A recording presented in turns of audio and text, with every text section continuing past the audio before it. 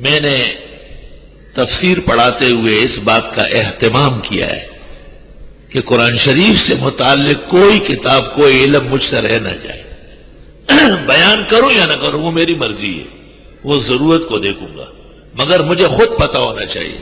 میں نے بیان القرآن مولانا اشرف علی صاحب کا اول سے اخیر تک 30 مرتبہ بالاستیاب دیکھا ہے، اور میں دعوے سے کہتا ہوں پورے پاکستان میں کوئی شخص ایسا نہیں جس کے پاس بیان القرآن کے نسخے مجھ سے زیادہ ہو.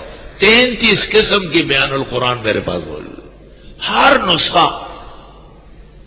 ایک آدمی نے کہا میرے پاس ایک بیان القرآن ہے 30 پاروں میں اور بجنور کی چپی ہوئی ہے. میں بڑا حیران ہوا، میں نے کہا لے آؤں.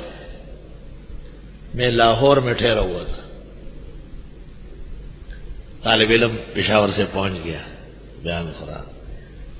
وہ میں نے دیکھا تو چھپائی علیحدہ تھی اور نسخہ میرے پاس ایک اور جگہ کا موجود تھا، لیکن اس کو 2,000 روپے نسخے کے دیے، 1,000 روپے کرایہ دیا، 1,000 انعام دیا. تو ہمارے ایک ساتھی کہتے ہیں 5,000 کے تو روح المانی بڑی سے بڑی تفسیر کبیر مل جائے گی. میں نے کہا اس طالب علم کے پسینے دیکھو، اس کی محبت دیکھو، اتنا بڑا پانڈ سر پہ رکھ کے میرے پیچھے گھوم رہا ہے، اس کا تو 20,000 حق بن رہا ہے. مجھے پتا ہے کہ بیان القرآن کیا چیز ہے.